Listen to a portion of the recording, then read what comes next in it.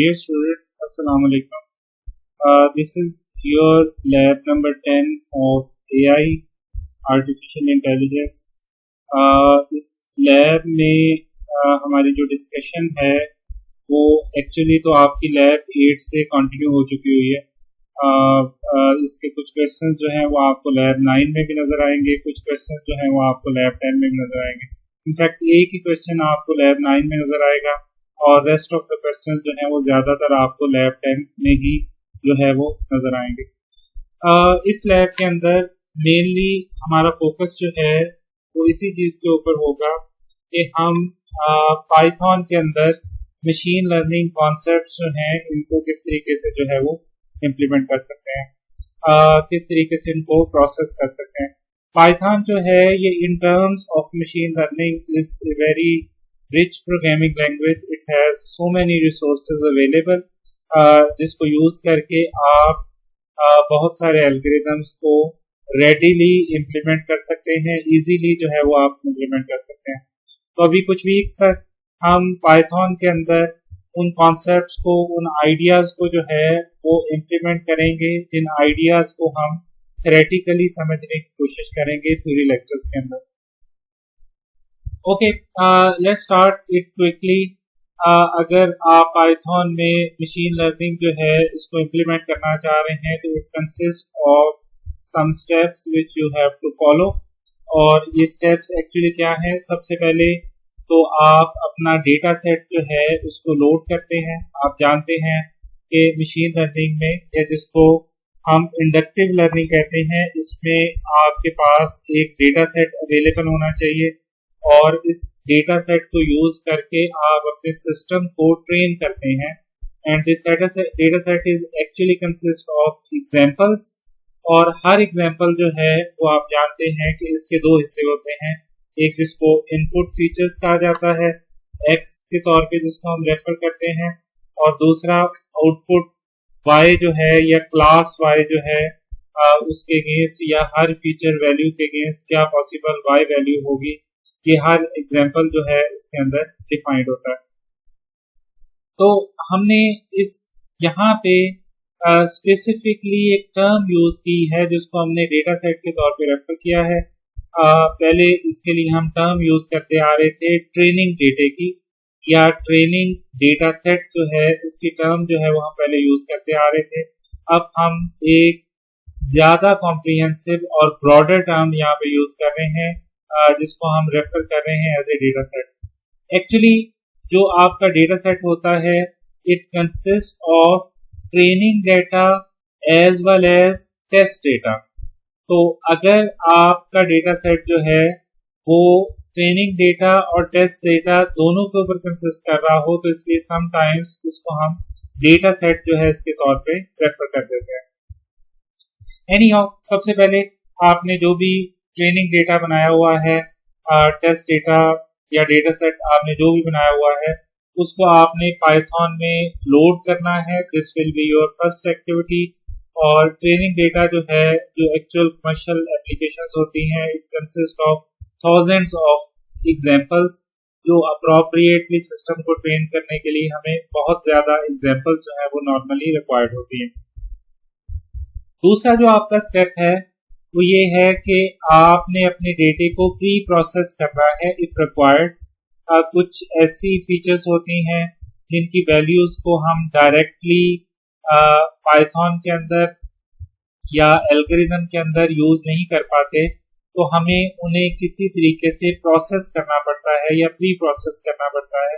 तो once you have loaded your data, तो अगली आपकी टास्क ये है कि अगर आपको कुछ वैल्यूज को प्री प्रोसेस करना पड़ता है तो आप उनको प्री प्रोसेस कर लें.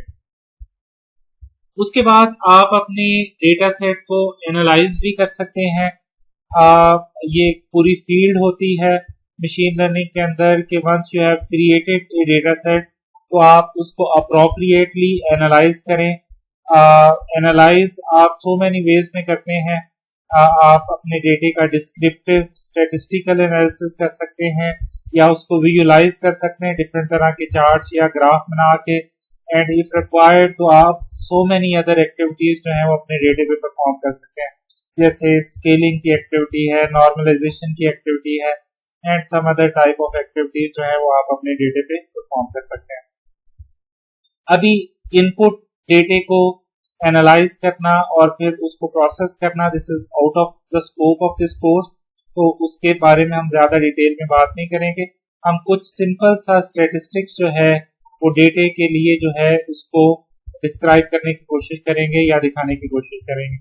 तो आपने पहले अपना डेटा सेट जो है इसको लोड कर लिया, अगर कहीं पे प्री प्रोसेसिंग रिक्वायर्ड है तो आपने उसको परफॉर्म कर लिया और फिर आपने अपने डेटे को स्टैटिस्टिकली आप कह लें कि आपने उसको एनालाइज कर लिया। उसके बाद आप कोई लर्निंग स्कीम जो है इसके ऊपर अप्लाई करें, कोई एल्गोरिथम जो है इसके ऊपर अप्लाई करें। एल्गोरिथम आपने कौन सा यूज करना है depends on the task which you want to perform. क्या आप क्लासिफिकेशन करना चाह रहे हैं या न्यूमेरिक प्रेडिक्शन करना चाह रहे हैं या क्लस्टरिंग करना चाह रहे हैं, तो जो भी एक्टिविटी आप करना चाह रहे हैं उसके अकॉर्डिंगली आप एल्गोरिथम जो है इसको अप्लाई करते हैं अपने डेटे के ऊपर। This is your next task कि आप अपने डेटे के ऊपर जो है वो एल्गोरिथम जो है इसको अप्लाई करते हैं और मॉडल जो है वो जनरेट करते हैं और फिर उस मॉडल को यूज करके आप प्रेडिक्शन कर सकते हैं या प्रेडिक्शन पर्पस के लिए आप उस मॉडल को डिप्लॉय कर सकते हैं। तो ये सारा कुछ करने के बाद आपने अब अपने मॉडल को एवेलुएट करना है। एवेलुएशन ऑफ द मॉडल जो है it is also a very broader field in machine learning. मुख्तलिफ तरीके होते हैं हमारे पास मॉडल्स को एवेलुएट करने के लिए। बेसिक जो इनपुट होती है फॉर एवेलुएशन पर्पस वो हमारे पास यहाँ पे टेस्ट डेटा होता है जिसको यूज करके हम अपने मॉडल्स जो है इनको डिफरेंट तरीकों से एवेलुएट कर रहे होते हैं।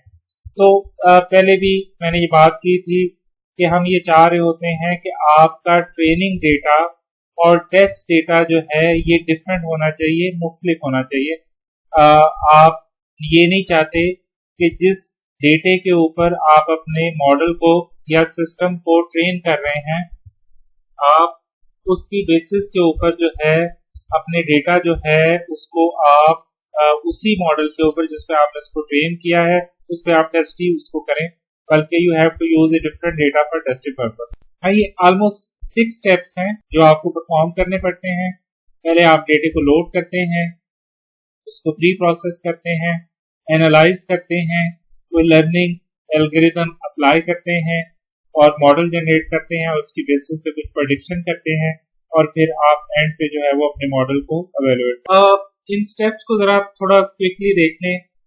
सबसे पहले हम स्टार्ट करते हैं कि how to load the data set which consist of training as well as testing data. इसको लोड करने के डिफरेंट तरीके हो सकते हैं।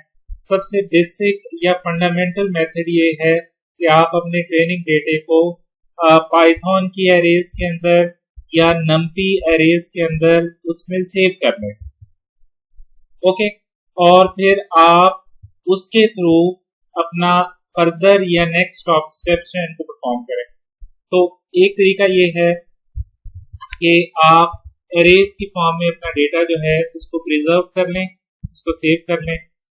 दूसरा तरीका आपके पास ये है कि एक ज्यादा रिफाइंड टाइप की एरे आपके पास अवेलेबल होती है जिसको हम डेटा फ्रेम कहते हैं और ये एरे इस लाइब्रेरी में अवेलेबल होती है जिसका नाम है पांडास। ये लाइब्रेरी एक्चुअली बनाई ही इसी पर्पस के लिए गई है कि आप अपने डेटा सेट को अप्रोप्रिएटली लोड कर सकें पाइथन के अंदर और फिर उसका स्टैटिस्टिकल या अदर टाइप का एनालिसिस जो है इसको परफॉर्म कर सकें। तो इसके पास एक फंडामेंटल ऑब्जेक्ट होता है इस लाइब्रेरी के पास जिसको डेटा फ्रेम कहा जाता है। आप अपने डेटे को डेटा फ्रेम जो है इसके अंदर सेव कर सकते हैं और फिर आप अगले स्टेप्स जो है इनको परफॉर्म कर सकते हैं। अब ये जो दो तरीके हैं एरेज की फॉर्म में या डेटा फ्रेम्स की फॉर्म में अपने डेटे को सेव कर लेना, ये नॉर्मली आप उस वक्त यूज करते हैं जब आपका डेटा सेट जो है उसका साइज बहुत बड़ा नहीं है, मतलब इट कंसिस्ट ऑफ 20-30 एग्जांपल्स और उसकी बेसिस के ऊपर आपने अपने मॉडल जो है उनको ट्रेन करना है, फिर टेस्ट करना है। तो उस सिचुएशन में आपके डेटा साइज सेट जो है इसका साइज बहुत बड़ा नहीं है, तो आप वहां पे इन तरीकों को यूज कर सकते हैं। लेकिन अगर आपका डेटा सेट जो है उसका साइज काफी एनलार्ज्ड है, तो उस सूरत में आपको किसी फाइल को कंसल्ट करना पड़ता है या किसी और तरीके को कंसल्ट करना पड़ता है। तो उनमें से जो अप्रोप्रिएट मेथड ये है कि आप अपने डेटे को CSV फॉर्मेट में सेव करें और फिर उसको पाइथन में लोड कर लें। ये आपका मोस्ट कॉमन मेथड है कि आपका ट्रेनिंग डेटा एक फाइल के अंदर सेव्ड है और वो CSV टाइप की फाइल है जिसको कॉमा सेपरेटेड फाइल कहा जाता है, और आपने उस फाइल को अपने प्रोग्राम के अंदर जो है वो उसमें जो डेटा है उसको लोड कर लिया। अगेन जब आप CSV फॉर्मेट में फाइल्स को रीड करते हैं तो उसके लिए काफी डिफरेंट तरीके जो है वो अवेलेबल होते हैं। तो CSV रीडिंग आप डिफरेंट लाइब्रेरीज के थ्रू कर सकते हैं, डायरेक्टली पाइथन के थ्रू भी कर सकते हैं, sklearn लाइब्रेरी से भी कर सकते हैं। numpy में भी CSV को रीड करने का तरीका अवेलेबल होता है, but the best way to read CSV is again by using the pandas। आप CSV को पांडा का एक अवेलेबल फंक्शन होता है उसके थ्रू रीड करें, दैट इज द बेस्ट वे। और पांडा जो है वो अपनी CSV फाइल जो है वो आपकी उसको कन्वर्ट कर देता है डेटा फ्रेम के अंदर, जो कि उसके पास एक फंडामेंटल डेटा स्ट्रक्चर अवेलेबल है इस तरह की एक्टिविटीज को करने के लिए। इसके अलावा एक तरीका ये भी है कि आपका डेटा कहीं वेब पे पड़ा हुआ है और आप डायरेक्टली वेब एड्रेस दे के अपना डेटा जो है इसको लोड कर लें, ये भी पॉसिबिलिटी है। इसके अलावा ये पॉसिबिलिटी भी अवेलेबल होती है कि पाइथन का एक मॉड्यूल है डेटा सेट के नाम का, इसके अंदर तकरीबन 7 के करीब काफी एक्सट्रीमली फेमस डेटा सेट्स जो है वो अवेलेबल है। आप इस मॉड्यूल के अंदर जो अवेलेबल डेटा सेट्स हैं इनको भी आप यूज कर सकते हैं। ये भी एक पॉसिबल तरीका हो सकता है डेटा सेट को लोड करने का। तो ये काफी डिफरेंट वेज हैं जिनको यूज करके आप डेटा जो है इसको पाइथन के अंदर लोड कर सकते हैं। अब जरा इनमें से कुछ तरीकों को वन बाय वन देखते हैं। आई विल ट्राई कि हम मैक्सिमम तरीके जो है वो यूज करें जिसके थ्रू हम डेटा जो है इसको लोड करें अपने पाइथन प्रोग्राम्स के अंदर। तो let's start with very first example. इस एग्जांपल के अंदर जो ट्रेनिंग डेटा है वो आपको नजर आ रहा है। ट्रेनिंग डेटा जो है इसमें हर एग्जांपल जो है आप देख रहे हैं कि इसमें 2 फीचर्स हैं जिनकी वैल्यूज हम नोट कर रहे हैं। एक हमारे पास हाइट की फीचर है जो कि फर्स्ट कॉलम में जिसकी वैल्यूज आपको नजर आ रही हैं, और दूसरी हेयर लेंथ की फीचर है, ये मिलीमीटर्स में है आई थिंक।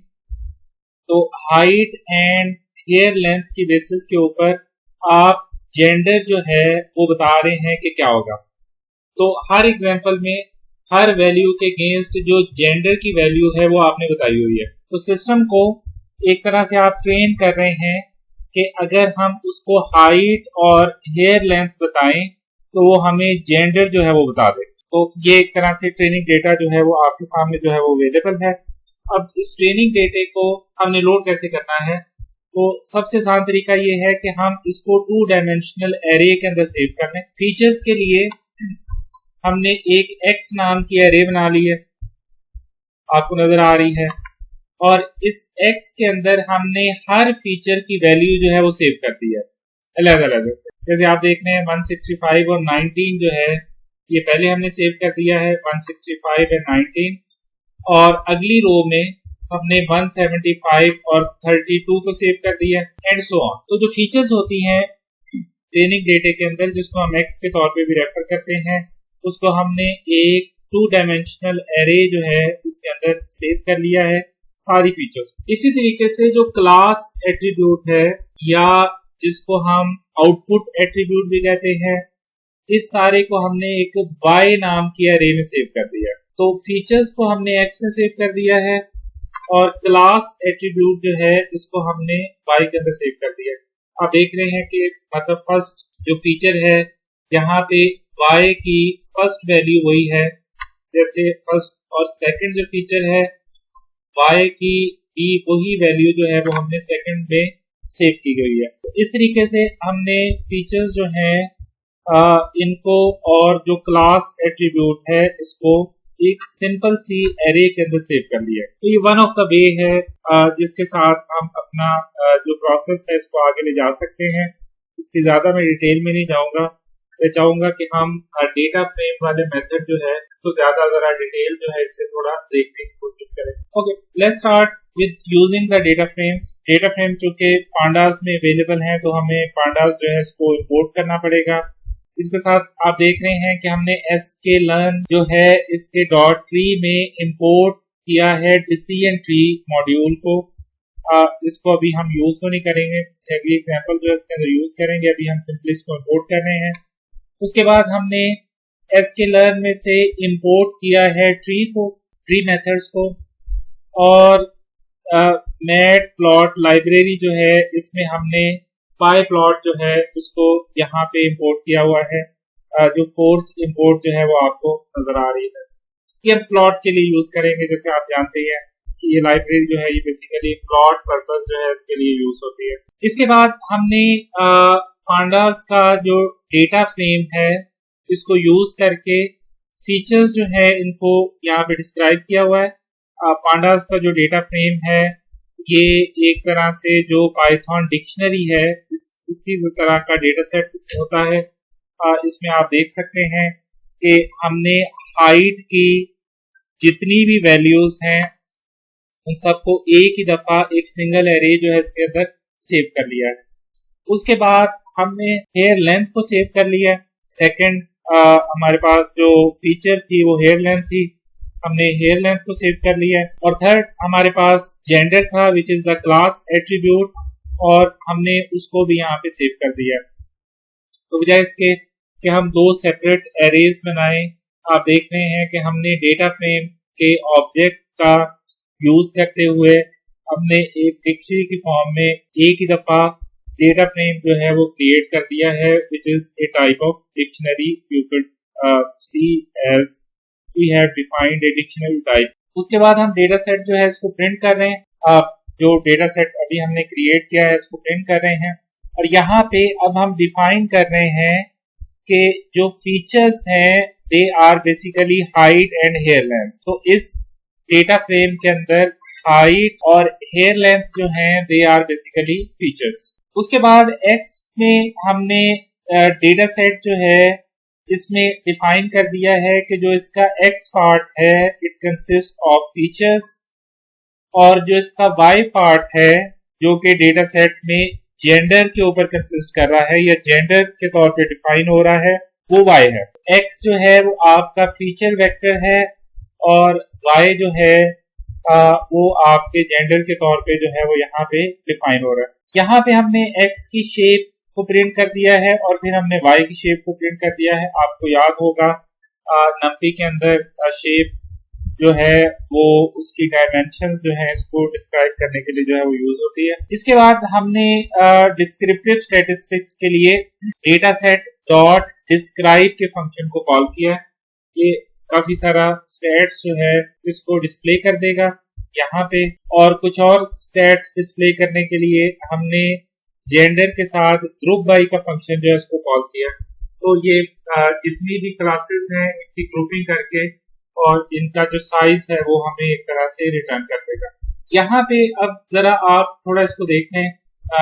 जो फर्स्ट इसके आउटपुट है वो तो मैं आपको यहाँ पे नहीं दिखा रहा। जो शेप के साथ आउटपुट आ रही है वो जरा गौर कर लें। आपने एक्स डॉट शेप डिस्प्ले किया था और यहाँ पे 25/2 आ रहा है। इसका मतलब ये है कि 25 रोज हैं और 2 कॉलम्स हैं। फिर आपने y की शेप को प्रिंट किया, इसका मतलब ये है कि आपके पास सिर्फ 25 रोज हैं और 1 कॉलम आप समझ लें सिंपली आपके पास अवेलेबल है। और उसके बाद ये डिस्क्राइब के फंक्शन से जो रिजल्ट आया है वो बेसिकली यहाँ पे डिस्प्ले हो रहा है। आपके डेटे के बारे में सबसे पहले तो काउंट की वैल्यू आ रही है कि 25 एग्जांपल्स हैं टोटल। हाइट का मीन जो है वो 156 है और हेयर लेंथ का मीन जो है वो 27 है। इसी तरीके से स्टैंडर्ड डिविएशन, मिनिमम वैल्यू दोनों में क्या है और नीचे कुछ परसेंटाइल वैल्यूज जो है वो आपको नजर आ रही हैं और एंड पे आपको मैक्सिमम वैल्यू जो है वो नजर आ रही है। ओके जी, तो ये बहुत सारा डिस्क्रिप्टिव स्टेट जो है वो आपका यहाँ पे डिस्क्राइब के फंक्शन के साथ जो है वो डिस्प्ले हो गया। उसके बाद ये ग्रुप बाई का फंक्शन जो आपने कॉल किया था, इसकी आउटपुट देखने, ये आपको बेसिकली बता रहा है कि मैन जो है इसकी 10 एग्जांपल्स हैं और विमेन जो है इसकी 15 एग्जांपल्स हैं। आप ग्रुप बाई करके ये आपको एग्जांपल्स जो है वो यहाँ पे बता रहा है।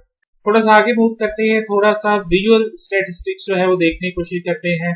आप simply data set dot histogram के फंक्शन को कॉल करें और pyp प्लॉट के साथ इसको शो कर दें, तो आपको जो दो फीचर्स थी इनकी वैल्यूज की एक हिस्टोग्राम जो है वो यहाँ पे नजर आ जाएगी, जिससे आप ऑफ कोर्स एनालाइज कर सकते हैं अकॉर्डिंग टू योर फीचर्स। अगर आप डेंसिटी प्लॉट्स देखना चाह रहे हैं तो आपके पास यहाँ पे डेंसिटी प्लॉट्स जो है वो आ जाएंगे। वैल्यूज जो हैं एक कंटिन्यूअस कर्व की फॉर्म में आपके पास वैल्यूज जो है वो आ जाएंगी। आप फर्दर स्टडी करना चाह रहे हैं तो आप इससे स्टडी कर सकते हैं। एक और विजुअल डेटा है, इसको बेसिकली हम यूनिक वेरिएबल एनालिसिस कहते हैं। हर वेरिएबल का सेपरेट एनालिसिस हम यहाँ पे परफॉर्म कर रहे हैं, इस वजह से इसको समटाइम हम यूनिवेरिएट एनालिसिस भी कह देते हैं।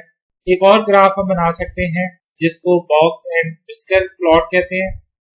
ये इस तरह का ग्राफ आप अपने डेटे के बारे में बता सकते हैं। इसमें ये जो ग्रीन सी लाइन आपको नजर आ रही है ये मीन वैल्यू है दोनों के अंदर, और ये जो आपको बड़ा सा एक ब्लॉक नजर आ रहा है ये आपको जो 25% से लेके 75% वाली वैल्यूज हैं वो इस बॉक्स के अंदर डिफाइंड है, और इस बॉक्स से जो बाहर वैल्यूज हैं वो बेसिकली इस रेंज से आउटसाइड वैल्यूज हैं। तो आप एक तरह से एनालिसिस कर सकते हैं कि कहीं पे आउटलायर तो आपके डेटा जो है इसके अंदर एग्जिस्ट नहीं कर रहे, तो आप यहाँ से उन आउटलायर्स जो है उनको टेस्ट कर सकते हैं। इसकी जरा आउटपुट थोड़ी सी ऑब्जर्व कर लीजिएगा फ्रॉम द कोड। यहाँ पे ये कोड आपको नजर आएगा। अगेन अभी आपको कोड जो है ये स्पाइडर जो है इसमें लिखा नजर आएगा। स्पाइडर का बेनिफिट ये होता है कि इसमें मशीन लर्निंग की बहुत सारी लाइब्रेरीज जो हैं वो ऑलरेडी इम्प्लीमेंटेड होती हैं, आपको उन्हें सेपरेटली जो है वो लोड करने की जरूरत नहीं पड़ती है, आप कॉन्फ़िगर करने की जरूरत नहीं पड़ती। ज्यादातर लाइब्रेरीज जो हैं वो आपके पास ऑलरेडी जो है वो यहाँ पे अवेलेबल होती है। वही कोड अब आपको यहाँ पे लिखा नजर आ रहा है। पहले आपने वो डेटा फ्रेम क्रिएट किया, फिर आपने वो फीचर्स वगैरह डिफाइन की और प्लॉट वगैरह किया, और अब मैं इसको एग्जीक्यूट कर रहा हूँ। तो अब जरा आप एग्जीक्यूशन पे गौर करिएगा। शुरू में तो आपको आपका डेटा नजर आएगा, ये सारा डेटा जो है वो आपको शुरू में नजर आ रहा है। उसके बाद ये कंप्लीट आपका डेटा नजर आ रहा है। उसके बाद नीचे आ जाए तो आपको डिफरेंट स्टैटिस्टिक्स जो है वो नजर आ रहे हैं। ऊपर आपको विजुअल स्टैटिस्टिक्स नजर आ रहे हैं, ये फिगर्स हिस्टोग्राम पहले आपको नजर आई है, ये डेंसिटी ग्राफ, और ये आपके पास अदर फिगर्स जो है हम देख रहे हैं वो अब आपको यहाँ पे नजर आ रही है। ओके जी, दोबारा से आ जाते हैं अपने लेक्चर स्लाइड्स की तरफ। अभी तो ये सिचुएशन है कि आपने डेटा जो है इसको डेटा फ्रेम के अंदर खुद से सेव किया by calling the data frame class of pandas. अब हम ये देखना चाहेंगे कि अगर हमारा डेटा जो है वो कहीं पे CSV फॉर्मेट के अंदर सेव्ड है तो उसको हमें किस तरीके से लोड करना है, और इसके साथ हम ये भी देखना चाहेंगे कि सम टाइम हमें डेटा जो है इसको थोड़ा प्री प्रोसेस करना पड़ता है। फॉर एग्जाम्पल दिस डेटा, ये जो आपने थ्योरी के अंदर एग्जांपल देखी थी रेस्टोरेंट वाली, ये उसी का डेटा आपको यहाँ पे नजर आ रहा है। अगर आप इसकी फीचर्स पे गौर करें तो जितनी भी फीचर्स आपको यहाँ पे नजर आ रही हैं, all of the features are basically in text format. जो उनकी वैल्यूज हैं वो नॉमिनल हैं, जिनको हमने टेक्निकली कहा था कि ये नॉमिनल होती हैं, और ये जो वैल्यूज हैं वो टेक्स्ट फॉर्मेट के अंदर है। इन तरह की वैल्यूज को जो है पाइथन को जरा प्रोसेस करना मुश्किल होता है, तो हमें इन वैल्यूज को प्री प्रोसेस करना पड़ता है। जैसे यहाँ पे अगर आप देखें तो वैल्यूज यस नो की फॉर्म में है, यहाँ पे भी यस नो की फॉर्म में है, यहाँ पे भी यस नो की फॉर्म में है, यहाँ पे सम, फुल और नन की फॉर्म में है, यहाँ पे $3, $1 और $2 की फॉर्म में है। तो इन टेक्स्ट टाइप की वैल्यूज को जरा प्रोसेस करना मुश्किल होता है जो पाइथन की इम्प्लीमेंटेशंस हैं इनके अंदर, तो हमें इन्हें किसी तरीके से कन्वर्ट करना पड़ता है किसी ऐसी न्यूमेरिक शेप के अंदर जिसमें पाइथन के एल्गोरिथम जो है इसको हैंडल कर सके, इसको डील कर सके। तो this is one kind of pre process activity जो कि हमें अपने डेटा सेट के ऊपर परफॉर्म करनी पड़ती है। अभी हम देखते हैं कि how to load the CSV data.